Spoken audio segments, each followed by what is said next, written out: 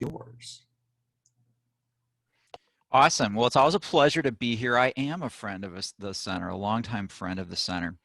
Here to talk today about ourselves. Usually when I'm presenting for the center, we're talking about clinical care, how to take care of patients and clients. And this is a little bit of a spin. I'm going to talk mainly about ourselves, how to take care of ourselves during the pandemic, but more broadly, times of personal and social crisis. My disclosures, I don't have any disclosures. They're at the very end of my slide deck. No financial disclosures to make, nothing crazy there. But if you want to see it in writing, it's at the very end of my slide deck. Joe's going to give you my slide deck. You can also find it on my website. I always have it under the news tab on my website. So drfriends.com, doctor spelled out. The news tab is this presentation as well as all the other ones I've been making. All right, so let's wind into the presentation here. I am struggling though to advance my screen, Joe. Oh, there we go. All right, so the Minneapolis Skyway is pretty abandoned right now. I'm like living in a ghost city. I'm actually in my office downtown on the 14th floor of a medical building, but this is in the Skyway, and it's kind of an apt metaphor for today, but also for the work that we're doing. So why are we gathered here today? Well, we're here together to collectively get through this thing called life from Prince.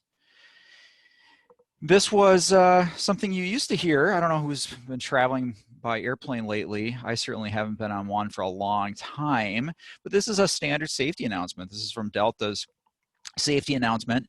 And as you recall, you know, when you pay attention to these things, you're supposed to adjust your own oxygen mask before helping others, which again is the focus of this presentation. It's hard for us to help others and be effective for others when we're not doing well ourselves. So this is our time, our hour to think about how to put on our own masks so that we can more effectively help others. This is silly, but not silly. It's a fair question that I have for patients. You know, are you happy? Well, you know, some of my patients are, you know, usually I've been seeing them for years. If so, just keep doing whatever you're doing. Now, a lot of new patients are not happy, otherwise they wouldn't be in my office, so they're not happy. Do you want to be happy? Seems like a silly question, but I'm not convinced that everybody truly wants to be happy.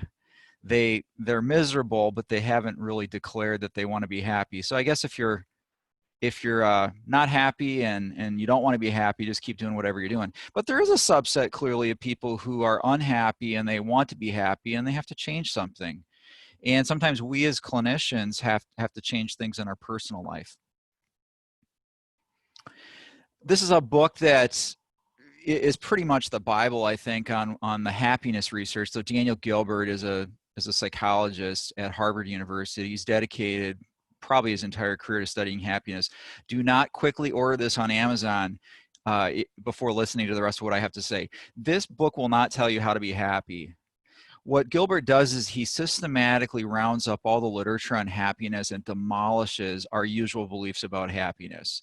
So humans have a lot of beliefs about what makes them happy or unhappy, and Gilbert sort of plows through all the literature and says, you know what, pretty much all the things that you believe about happiness are just not true. And so it's a great read. I wouldn't discourage you from reading this, but don't think that there's like a chapter at the very end saying, here's how to do it. But if you want to know about what won't work, it's a good read. From the book, most of us spend much of our time turning rudders, hoisting sails, only to find out that happiness, Shangri-La, isn't what and where we thought it would be. That's sort of the Twitter summary of his book. And it's amply supported. Tons of research, psychological research, examining strategies toward pursuing happiness and why they don't tend to work very well. Now, a lot of our unhappiness has to do with time, which is a really interesting construct. And so it's our relationship with time that often makes us unhappy. And I'm going to sort of get into the gist of this in a number of slides. Psychologists have certainly looked at this a lot, and I'm going to present what I think is a fairly brilliant study on our relationship with time and how it makes us unhappy. But if you sort of look at the mystical literature, if you want to call it that, mystics have believed the same thing, that an unhealthy relationship with time tends to make us unhappy, profoundly unhappy. Psychologically, time is sort of this this non-entity. It's just sort of a way that we demark events that have occurred to our life. So really the only thing that we have to work with is now. There's really just the eternal now. Things that occurred before now we call the past. Things that we anticipate happening after this moment now we call the future. But it's a psychological construct. It's just, again, a way that we demark time.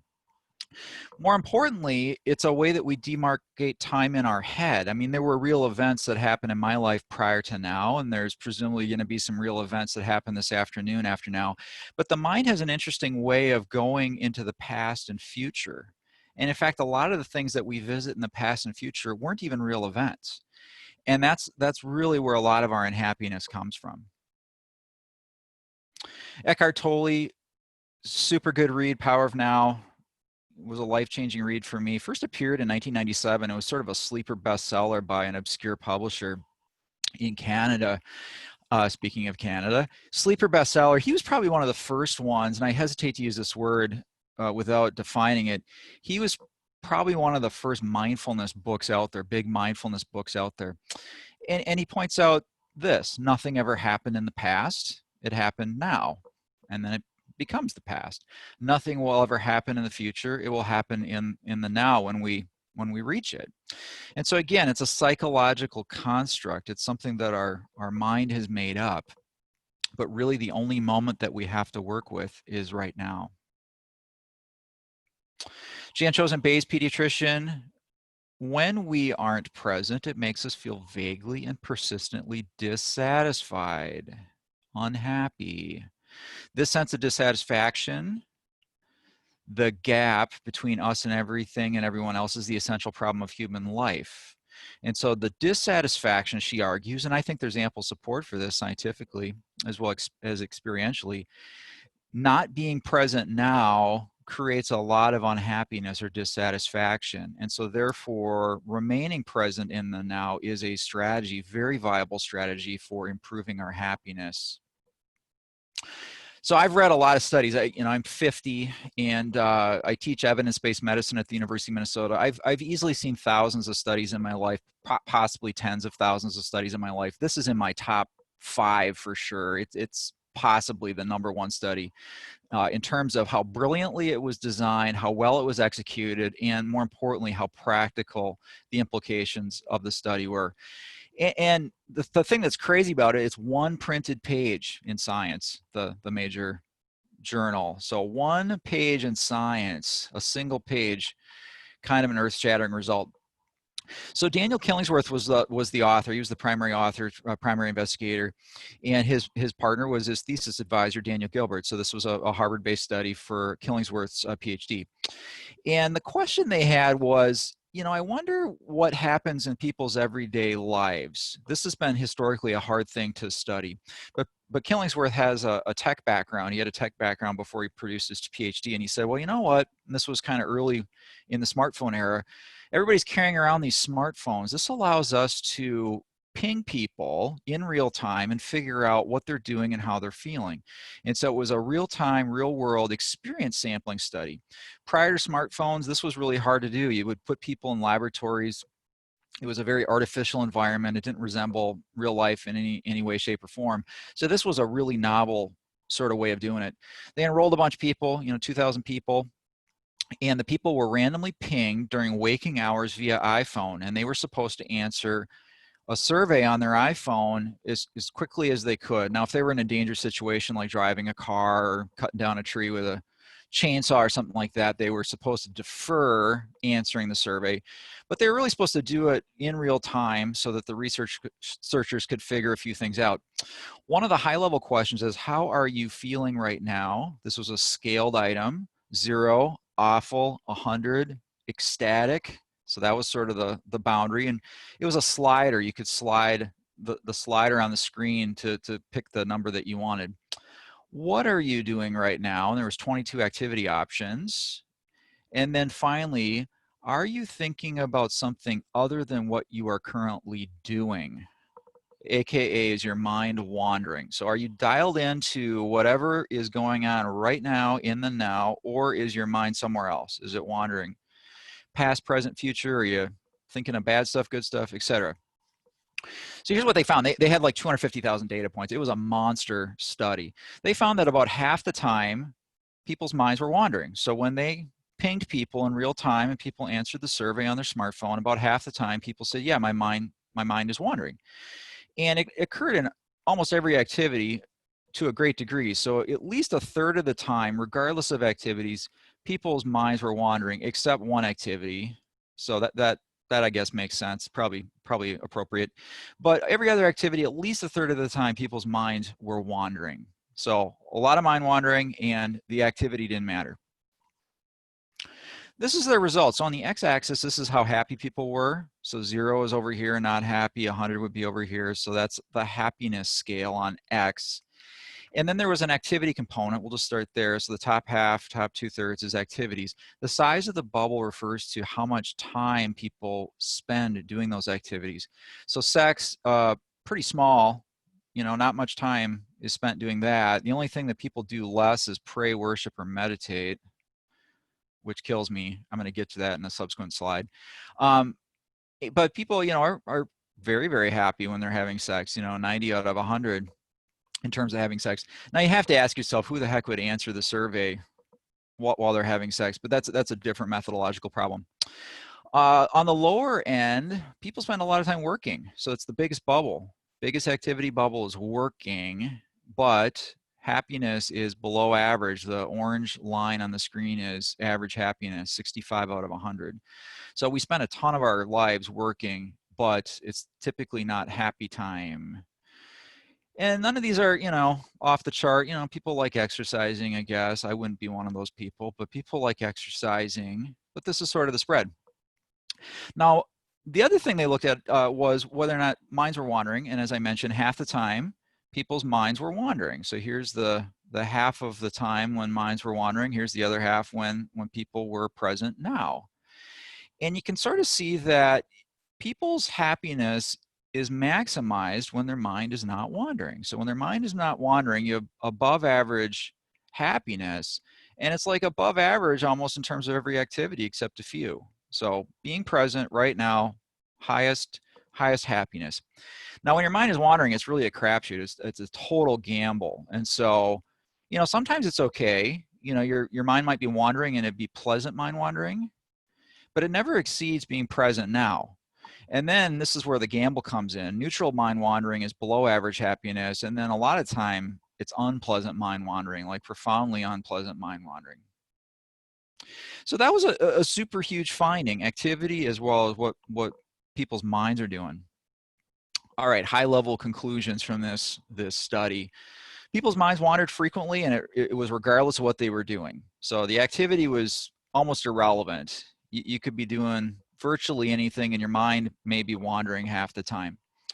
The nature of activities had only modest impact on whether minds wandered, and had almost no impact on the pleasantness of the topics to which their mind wandered. So again, you could have neutral mind wandering, pleasant or unpleasant mind wandering. Again, there's not a big relationship here between activities and the type of mind wandering. People were less happy when their minds were wandering compared to when they were not. And I showed you that from the bubbles. And then what people were thinking was a better predictor of their happiness than what they were doing. Now that is a huge conclusion that I think is just worth reflecting on, because outside of the classroom, outside of this presentation, most humans don't believe that. And this is where a lot of the pathology for our patients, but also ourselves, comes from. So what people were thinking was a better predictor of their happiness than what they were doing. And then the final conclusion, again, the Twitter summary for this paper could be: a human mind is a wandering mind, and a wandering mind is an unhappy mind. The ability to think about what is not happening is a cognitive achievement that comes at an emotional cost. So we have a dog, we love our dog. I don't think our dog can mind wander. I think she's right here, right now, and therefore she's probably pretty happy compared to humans. So humans have this ability to be somewhere else than now, but that cognitive achievement, which is useful in a lot of ways, is also the source of a lot of our unhappiness or our suffering. Now, if you don't believe this study, and you know, I'm an empiricist, let's reproduce it. Matthew Killingsworth has created an app. This is the extension study. So you can track your happiness. That's what it's called, the Track Your Happiness Study. You can download the app. It's free. And you can study your own happiness. You can reproduce the study and see if it's true for you. And I've done this a few times, and it's interesting. And I would say for me, it's reproducible. It does ring true. I'll show you in a subsequent slide in a particular way that it was true for me. But you can certainly download this, and it will ping you at an interval that you specify during hours that you specify. It's not that you'll be pinged at 3 in the morning. So you set the guardrails, and you fill it out 50 times, and then you get a happiness report. And I think it's pretty interesting. I think you may learn things about yourself. I would encourage you to do this. All right, let's go back to the high-level studies here. Now, I'm primarily going to talk about mindfulness, so to speak, but I think the slide that I presented right here should ring a bell. This is straight up CBT. So thoughts produce emotions, thoughts produce behaviors. That's straight up CBT. The type of CBT I do is REBT, Rational Emotive Behavior Therapy. That is exactly the way the model works.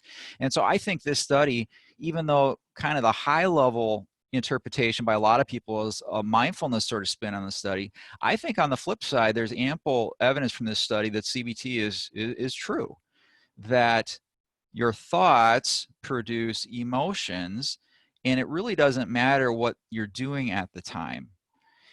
And people have a hard time believing this. You know, I've tried to set my children off on the right foot, and it doesn't seem to work. Maybe it has to do with my parenting skills, but we're led to believe that things make us feel a particular way, and even bad therapists reinforce that.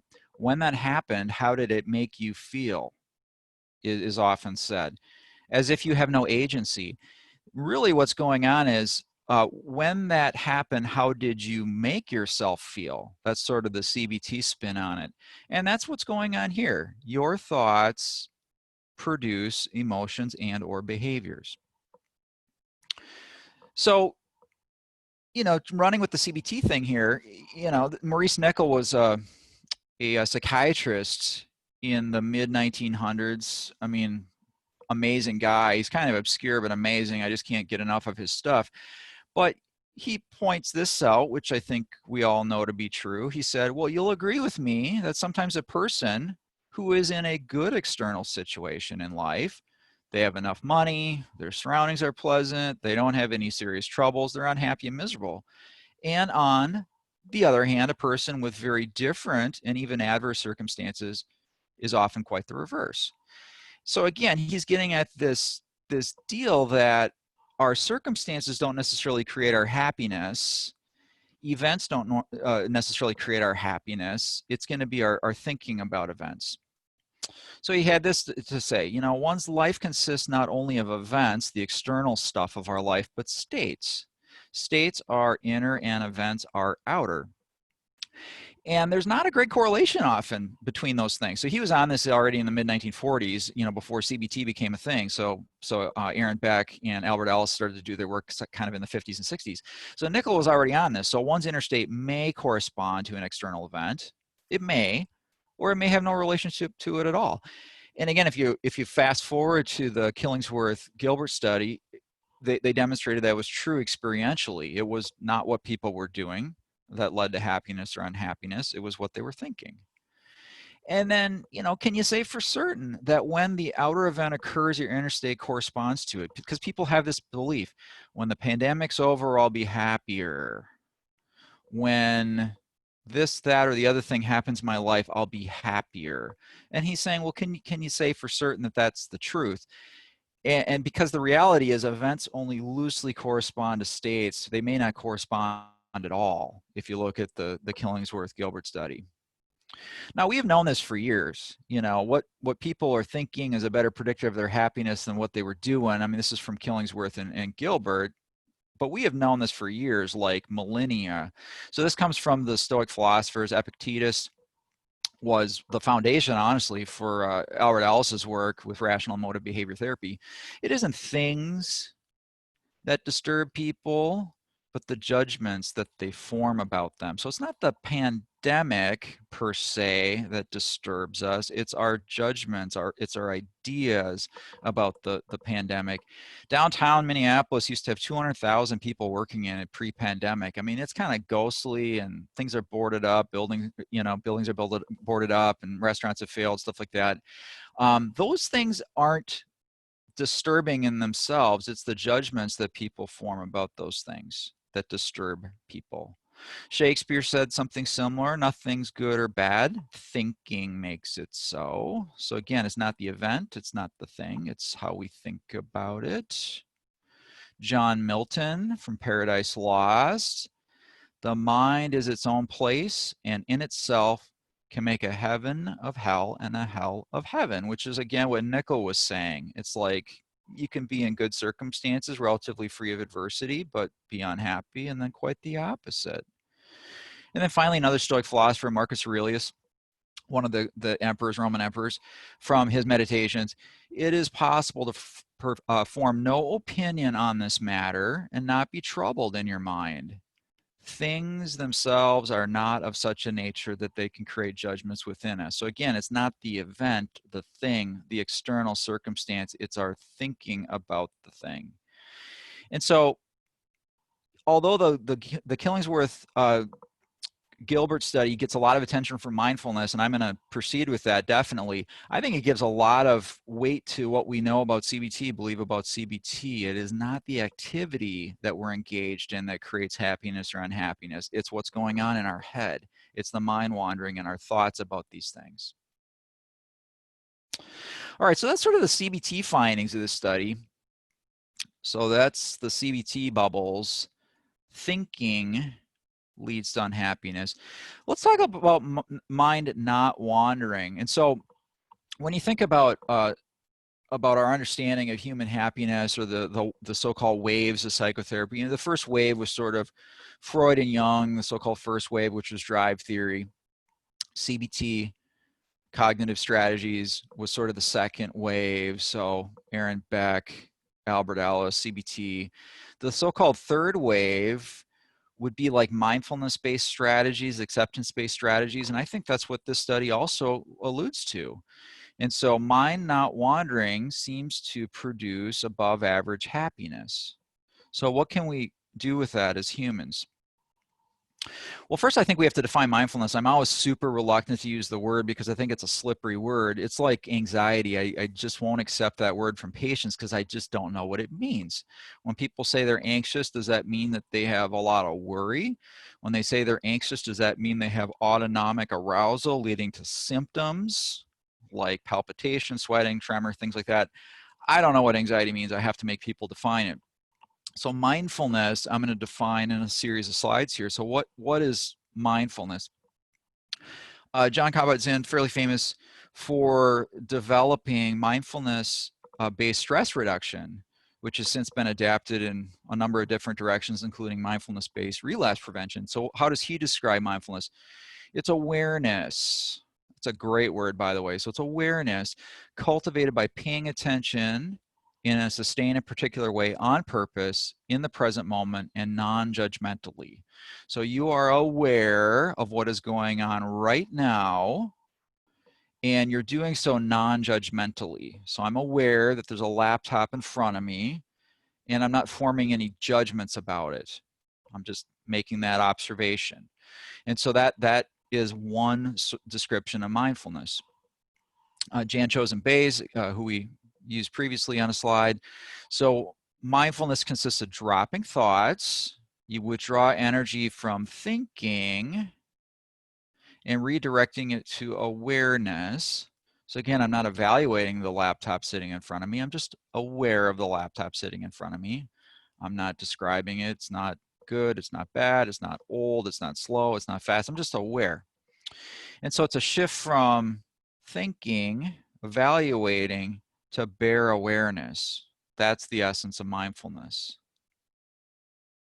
Russell Harris, Australian psychiatrist, it is, again, bringing awareness to your here and now with openness, interest, and receptiveness.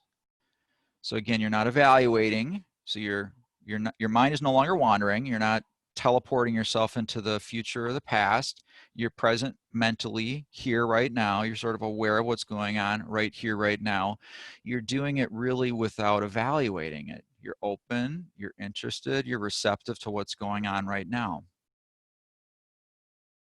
Amishi Jha, a psychologist, it's a mental mode of being engaged in the present moment. Again, this theme continues without evaluating the present moment or emotionally reacting to it. So again, you're right here, right now, not evaluating, not reacting. Now, humans struggle to do this. I'll be the first to admit. I mean, the human mind, as you saw from the Killingsworth-Gilbert study, is a wandering mind. Half the time, people's minds wander, but there are ways that we can improve mindfulness. And in fact, we have some technology that can help us do that. We can improve our mindfulness through meditation, but also the use of tools that keep us anchored in the now. And one such tool is called Muse.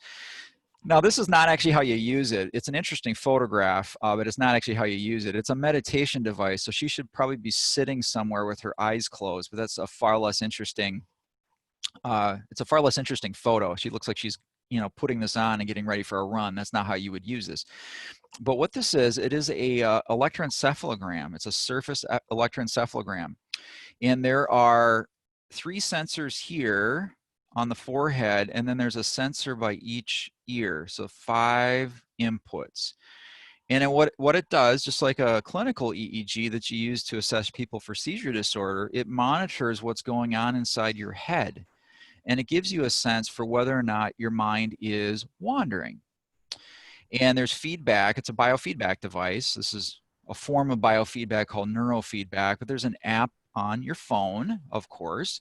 It's a Bluetooth device, and it tells you what's going on in your head, and you get auditory feedback. And so when your mind is wandering a lot and quite active, the rain, you can set some soundscapes. The one I use is rain.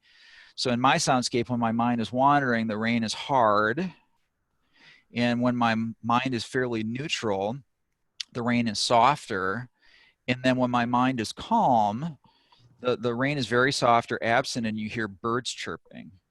And so this is an adjunct to meditation. There's a lot of ways to meditate, but mindfulness meditation is just making yourself aware of the present, often using a device like focusing on your breath. So this biofeedback device helps you stay anchored in the now, because when your mind starts wandering, you get an auditory cue to bring yourself back to the present. So here's what it actually looks like. These are actual sessions that I've done. My standard session is 20 minutes. And again, it's monitoring my brain. And on the left, my mind was wandering a fair amount. And so there was a fair amount of activity. So I was, 14 out of 20 minutes, I was sort of in this active zone, very little in the neutral zone, and very, very little in the calm zone. Not a whole lot of birds were heard during that session. So here's another session over here where things were pretty calm. There was no active moments. There was a little bit of neutral, not a lot, but most of it was spent down here. And actually, I love it when this happens, where I'm sort of brain dead, where it's just absolutely still or quiet. So again, big picture, we can bring ourselves back to the now and therefore maximize our happiness through training. This is almost like exercise for your brain. You exercise, for 20 minutes a day, an hour a day, to make the rest of your hours better. This is, again, a form of mental exercise to make the rest of your life better. Here's another biofeedback device called HeartMath. This is, again, not how you would typically use it. I mean, he's wearing the device properly, but he should have a device in front of his face. He should have a smartphone. He should be looking at his smartphone. So this is how it works. This is an oximeter probe that attaches to your earlobe. Here's a Bluetooth transmitter sending a signal to the phone, and it looks at something called heart rate variability, what your heart rate is doing. And it's very hard to see, but I'll show you a smartphone on a subsequent slide. There's a breath timer, and you can set the breath timer at any pace that is comfortable for you. And what you do is you you follow the breath timer on your screen. It goes back and forth, and you breathe in and breathe out with the breath timer. So you're very focused on now. And when you're really, really dialed in, focusing on now, your heart rate variability settles down. So here's some screenshots again from HeartMath. And so heart rate variability here is pretty chaotic. A lot of choppiness, mostly in the red zone. You're shooting for mostly stuff in the green. Choppy down here again. And so heart rate variability in this particular session wasn't fantastic, although I would say it wasn't awful. Over here, I did better, you know, so this choppiness has settled into this beautiful waveform. This is my heart rate variability over here. So it's a kind of a sinusoidal waveform. I was following the breath timer. Coherence is a way of describing how that sinusoidal pattern looks. So it was a pretty coherent pattern. Spent a lot of time in the green. So again, these are contrast, low coherence versus high coherent states. Now again, the reality here is it's a biofeedback device that helps you stay present now. And so you can certainly meditate without technology, but I think we have tools now that help us stay present right here, right now. You get the feedback. HeartMath, not only do you get visual feedback, you're getting auditory feedback as well. That's another thing that's not entirely accurate in this picture. He should be wearing earbuds so that he's getting auditory feedback from his phone. So he should be getting visual feedback and auditory feedback on how present he is. Here's another biofeedback device, relatively new to me, so I don't have experience really to share with you, but this is a surface electromyogram, so an EMG. So it's not the needle EMG that possibly you've had for carpal tunnel syndrome. And so this is a device that monitors muscle tension. And so these little sticky things attached to the device, and then the stickies attached to you. And, you know, this is on the trapezius, supraspinatus trapezius muscle, but you can put it on other muscle groups. You know, she's facing her back toward us, but you can put it on your forehead, the frontalis muscle. So again, this is a Bluetooth-enabled biofeedback device, and it's sending information on muscle tension to a smartphone. So here you go. There's a session running. This is the muscle tension down here, and you can see variability in muscle tension. And so you're getting feedback, both auditory and visual, on what's going on with your muscles. So it's a way of staying present right here, right now. All right, so what if you don't have time to check out and do biofeedback? There are things you can do to sort of break up your day. One of them is just a simple exercise, acronym SOLAR, or SOLAR. And so you can break up your day, a few minutes here, a few minutes there. So how does it work? Well, you stop and sit. You observe. Often you focus on your breathing. And you just look at, you know, what's in your immediate experience. So let it be. That's that mindfulness piece. So no evaluation, no judgment, no emotional reaction. So stop, observe, let whatever you're observing be, and then return to the present moment. And you can sort of do a loop.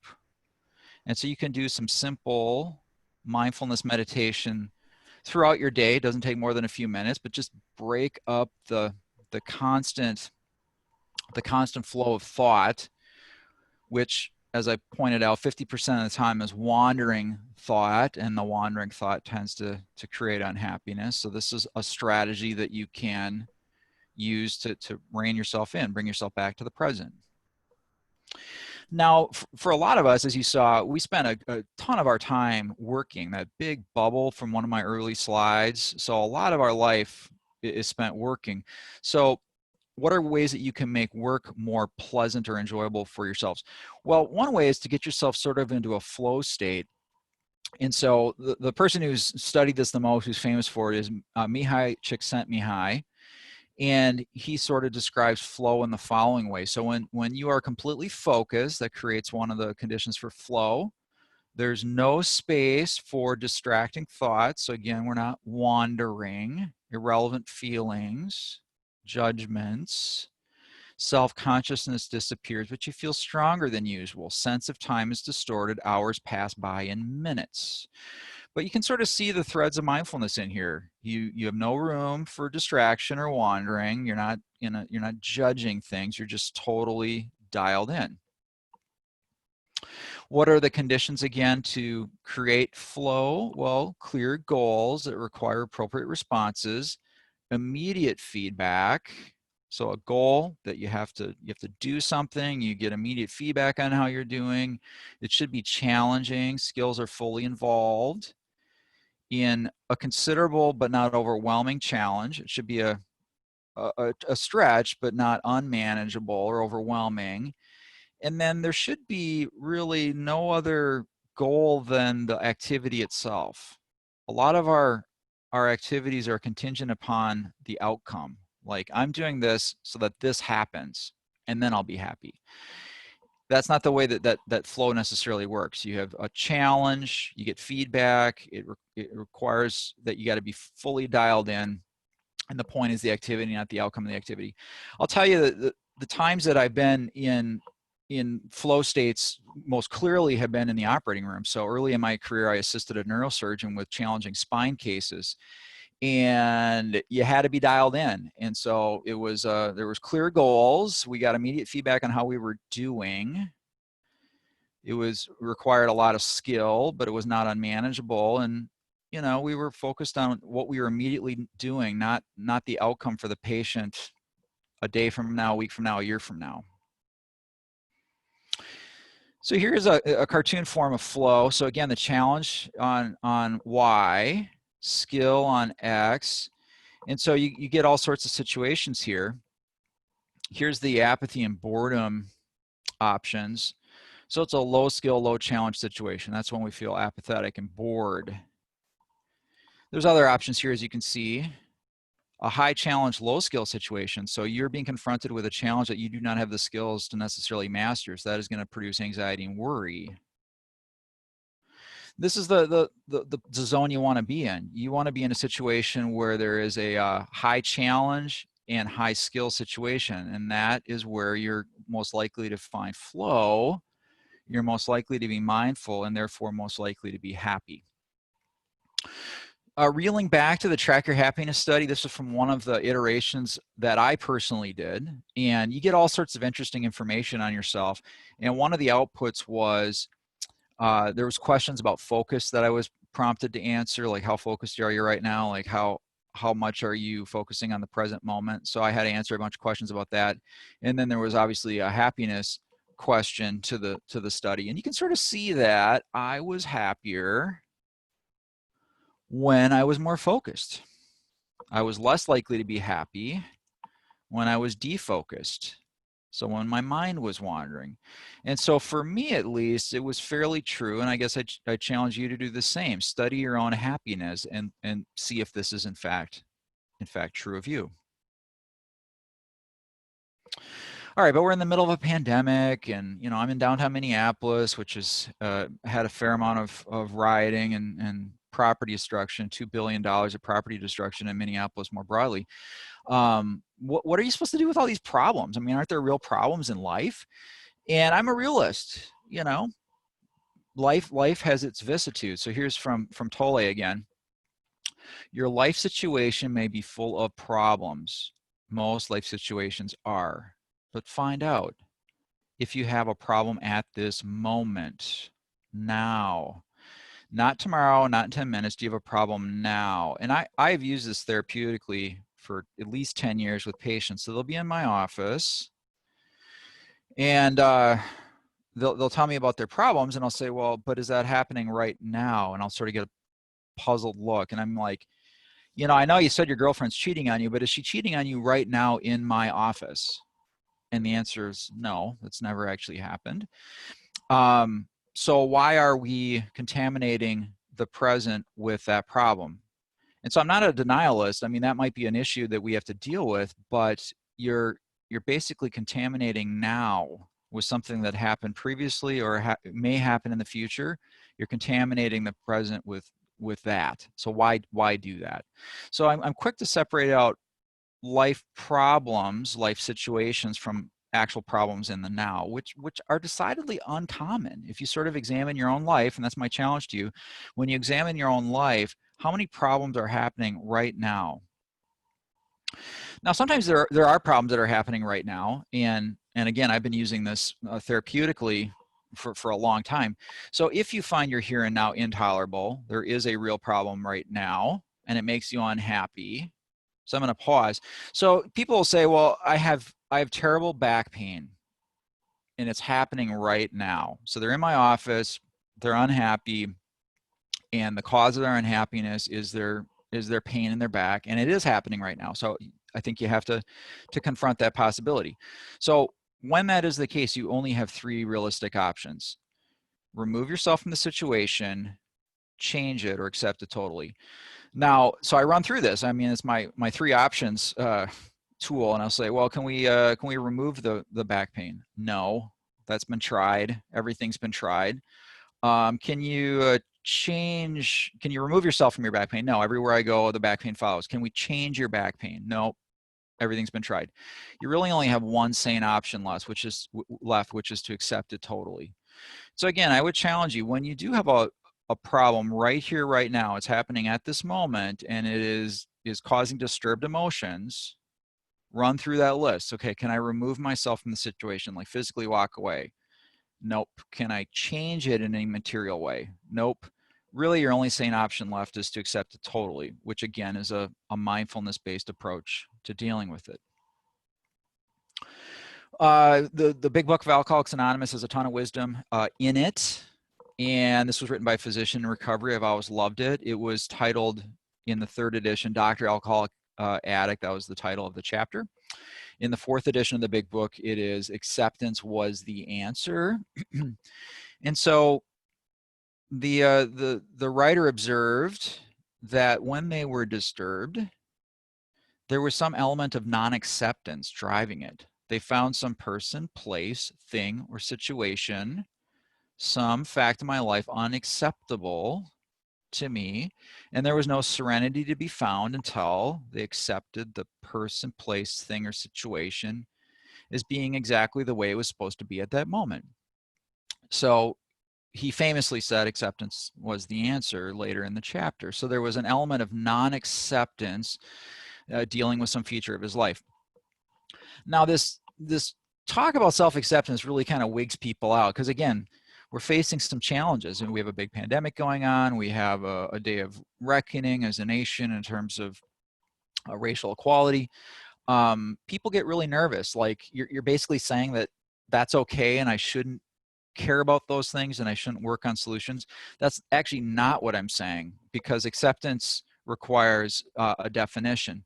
And so Stephen Hayes, who developed Acceptance and Commitment Therapy, ACT has a lot to do with acceptance, obviously. That's the A in ACT. And so he's really careful to say psychological acceptance is not the same thing as stoicism or rationalized helplessness.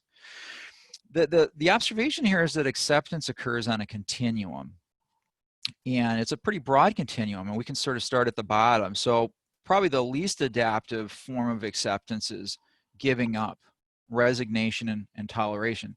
So again, I'm not advocating for that. That is a form of acceptance, but that's not an adaptive, healthy form of acceptance. But it's out there. I have to sort of acknowledge that that's a form of acceptance.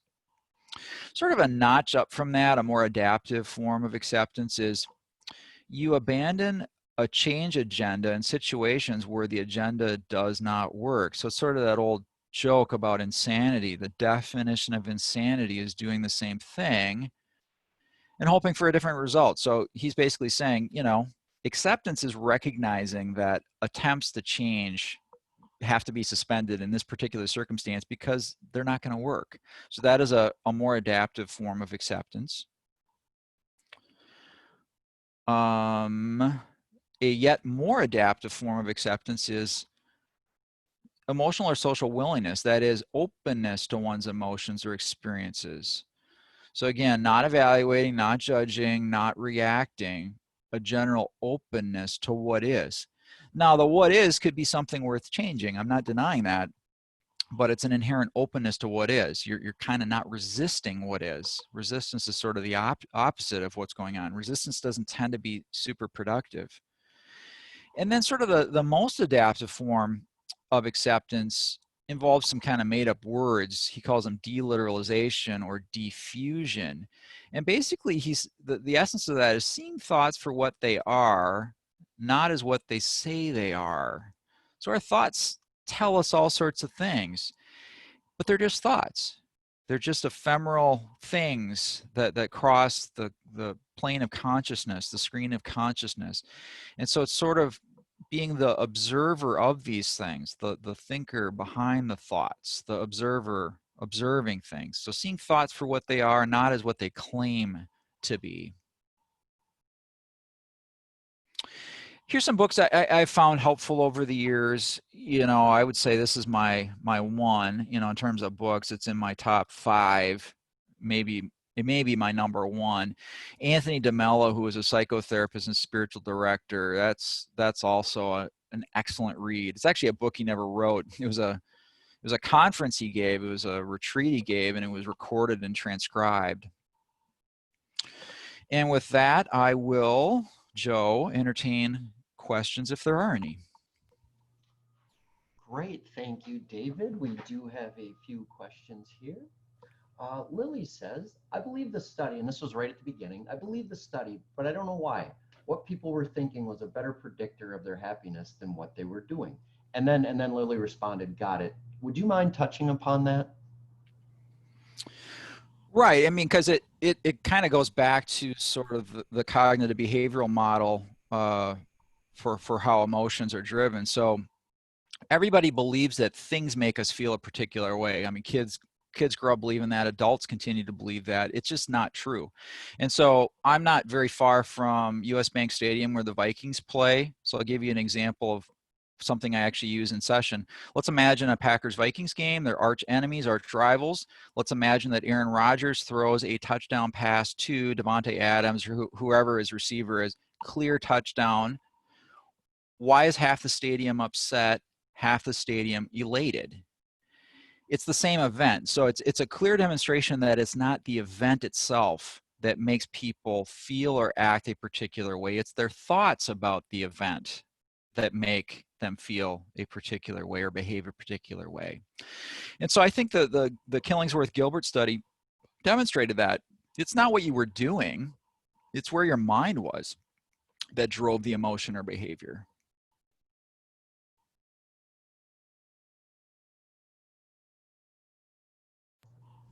Thank you, David. I was muted. And what do you mean, what if all these Packer touchdowns? You know I'm from Wisconsin, right? Well, they're real. They have been, yes, yes. They have been real. And actually, the other example I give is, you know, maybe there's somebody in the stadium who doesn't care. You know, I mean, they're just working the concession stands. They don't care about football at all. The touchdown meant nothing to them, nothing. And so again, it's our evaluation of the event, not the thing that creates the suffering. Sure. Thank you. And thank you for the question, Lily. Denise asks, is happiness really the goal? What about satisfaction and contentment versus happiness? Yeah, I'll take that. I mean, I'll accept that. I mean, happiness, I think, is a twisted word. It's hard. You almost have to define it, you know. So happiness for some is positive emotions. That's not really what I'm talking about here. It is more probably in the realm of contentment and serenity. But those are words that are not in common use. People sort of use happiness as almost as a synonym for those things. But yeah, I agree. The goal here is not, you know, a constant state of positive emotions and the relative absence of negative emotions. It's going to be more in the realm of that peace that surpasses all understanding. If you sort of want to swipe a phrase from the New Testament, it's that contentment, serenity piece. Thank you, David. Nicole here in the chat box says, can you finish the example of how acceptance could manifest in the person with back pain or chronic back pain? Does pain not cause negative feelings? There's pain and then there's suffering. Those are two different things. So pain is the physical sensation. Suffering is all the cognitive and emotional stuff surrounding it. It's the evaluation of the pain. And so there's ways actually of testing this. I use a few standardized tests. One is the survey of pain attitudes that looks at cognitions and emotions related to pain. And so, but that gets into the realm of suffering. Like, my life is awful because of pain. That's the evaluation. So pain is just the raw emotion. It's the evaluation of the pain that gets into the suffering, which is more of a cognitive emotional thing. I can't enjoy my life because of pain. I can't do the things I want to do because of my pain. It's all those evaluations that bring in the suffering. So I'm quick, not only with physical pain, but even emotional sort of stuff. Let's call the event what it is, or the driver what it is, but then let's be clear, what are we bringing to the table in terms of our evaluations and judgments? Thank you. Thank you for the question, Nicole. Thank you, David. Steve asks, how is that the medical model gained and continues to have such sway over our understanding and our practice in trying to find happiness in a pill?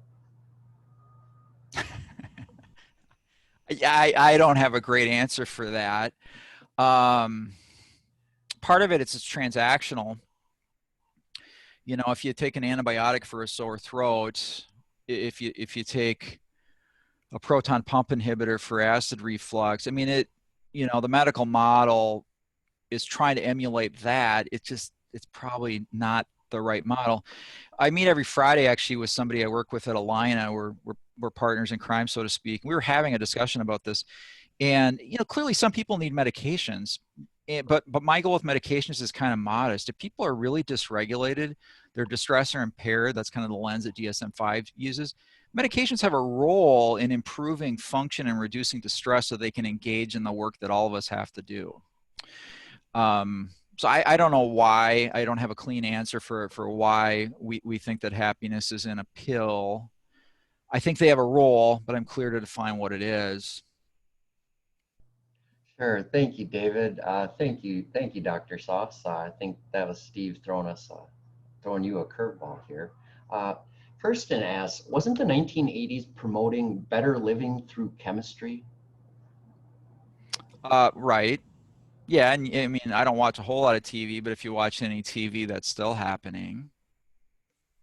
You see you see ads for atypical antipsychotics, and you have people in these ads that look nothing like the patients I'm treating who actually need atypical antipsychotics. So yeah, there's a lot of dissatisfaction that's not clinical. You do a PHQ-9 on somebody and it's like 6. I mean, that's not really typically a target for medications. You do a Beck anxiety inventory and the score is low. I mean, again, that's not going to probably be a target for therapy. It's the dissatisfaction that we're talking about today that's really the target. And there's no medications for that dissatisfaction. Sure. Thank you. So Lily asks, do we want to be mindful all day? If so, how do we feel emotions if those are driven by thoughts and meditation is non-judgmental? Well, I don't think you can be mindful every single moment. And so this gets into a broader question about consciousness. And so there is always going to be an object of our awareness. And so sometimes the object is going to be, and right now the object of my awareness is the camera in front of me and the laptop in front of me. The question is, do I always have to have an object of awareness? Can I withdraw attention and just be aware that I'm aware? That's kind of the essence of mindfulness. And so, no, you're going to have objects of awareness. It's going to be things that you do, but then hopefully you withdraw and give yourself a break. Give yourself a mental break from all those objects of awareness, all the evaluations, judgments, etc. Thank you. Susanna has a question here. If the wandering and unfocused mind is the miserable mind, does this mean that we should be packing our day with activities, either physical or mental or spiritual, and have no unscheduled moments? No, that's a great question. So I think distraction is a legitimate and viable psychological tool. I mean, it's you know, you have to have a certain amount of structure to your day. So some of my patients, you know, there's absolutely no structure to their day. So sometimes we do add things to it. But that can also be unhealthy. You know, the overprogrammed person where there's just not a free moment anywhere. It's just wall to wall activity where they're just basically, there's constantly an object of awareness. That's what they're doing. They've got work, they've got leisure, they got family. No, so I don't think that strategy is a particularly healthy one. It works to a point, but when you're just running like crazy, I think it's, again, not very healthy. And really, I'm not sure that, even as you saw from the Killingsworth-Gilbert study, I'm not even sure that you would be present right here, right now. Again, it's not the activity, it's what your mind is doing. You could be a very busy individual, but be very, very mindful, meaning you're always generally present. It could be the opposite. You could be a not very busy person physically, but your mind could be everywhere but here. And so, roundabout answer, but no, I would not pack your life from morning to night with activity. I don't think that is going to be very therapeutic or healthy. Sure, thank you, thank you. Difficult concepts for sure, and thank you for the breakdown. You have time for one final question, David? I got all the time you want. All righty. Julie asks, would you recommend one specific biofeedback sensor for anxiety with preteens? Ooh. So you know, the thing that's interesting, I have 2 teenagers and a 12-year-old, and the thing that's interesting, I'm just gonna exit and get back to the biosensors here, the biofeedback sensors. It sort of gamifies things, you know, and so that is one thing that is potentially, now I will tell you that Muse may not be the tool, at least for my teens. This is more of a close your eyes, meditate sort of thing. I don't think I could get my kids to do that. But I think something like this really does gamify the experience. So their eyes are open, they're seeing something on their screen, they're getting auditory feedback through their earbuds. They through breathing and breathing on a timer can control sort of the outcome. So I would say HeartMath for a teen might be the way to go, just because it gamifies things. This one might be tough again. Mindfulness meditation with your eyes closed. So my vote for a teenager would be that one, would be HeartMath. Okay, thank you. And Kirsten added, HeartMath has been really helpful in practice in teaching teens about emotional awareness and regulating emotions. Thank you, Kirsten. It is true. Yeah, they believe they have no control over the way they feel. I hear it all the time from my kids. Understandable. Well, thank you all for joining us today. That is the end of our scheduled time. And on behalf of the Center for Practice Transformation, we'd like to extend an extra special thanks to Dr. David Friends for sharing his time and talents and wisdom with us today. Anytime, Joe. Thank you. And that'll end our recording. Thank you very much. Have a happy Halloween and be safe.